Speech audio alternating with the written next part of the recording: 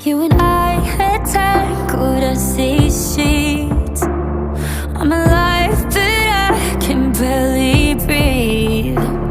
With your arms around me, it feels like I'm drowning. If I reach for something I can't keep, how bad could it really be? So baby, let's